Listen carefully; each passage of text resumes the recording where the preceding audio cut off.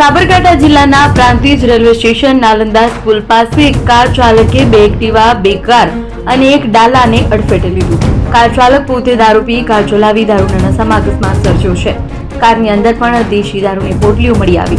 અકસ્માતમાં સ્કૂલમાંથી છૂટી એક્ટિવા ઉપર ઘરે જઈ રહેલા વિદ્યાર્થીને ઈજાઓ પહોંચાડી છે. એક્ટિવા ઉપર રાસલોટ ખાતે જઈ રહેલા સાડા બનેવીને ઈજા પહોંચી છે.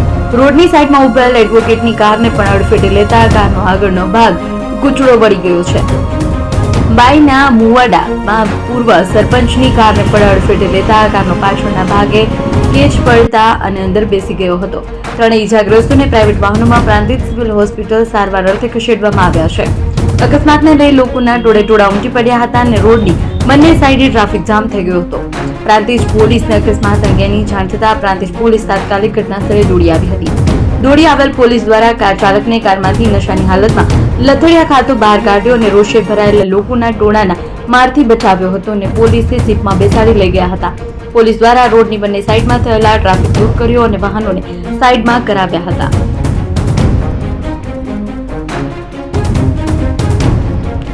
સાબરકાંઠા જિલ્લાના Prantij railway station Nalanda school પાસે એક કાર ચાલકે બે એક્ટિવા, બે કાર અને એક ડાલાને અડફેટે લીધું. કાર ચાલક પોતે દારૂ પી કાર ચલાવી દારૂના નશામાં અકસ્માત સર્જ્યો છે. કારની અંદર પણ દેશી દારૂની પોટલીઓ મળી આવી. અકસ્માતમાં સ્કૂલમાંથી છૂટી એક્ટિવા ઉપર ઘરે જઈ રહેલા વિદ્યાર્થીને ઈજાઓ પહોંચાડી છે. એક્ટિવા ઉપર રાસલોટ ખાતે જઈ રહેલા સાડા બનેવીને ઈજા પહોંચી છે. રોડની સાઈડમાં ઉભેલ એડવોકેટની કારને પણ અડફેટે લેતા કારનો આગળનો ભાગ ગુચડો વળી ગયો છે. બાઈના મુવાડામાં પૂર્વ સરપંચની કારને પણ અડફેટે લેતા કારનો પાછળના ભાગે કેચ પડતા અને અંદર બેસી ગયો હતો. ત્રણેય ઈજાગ્રસ્તોને પ્રાઇવેટ વાહનોમાં પ્રાંતિજ સિવિલ હોસ્પિટલ સારવાર અર્થે ખસેડવામાં આવ્યા છે. અકસ્માતને લઈ લોકોના ટોળે ઉમટી પડ્યા હતા અને રોડની બંને સાઈડે ટ્રાફિક જામ થઈ ગયો હતો.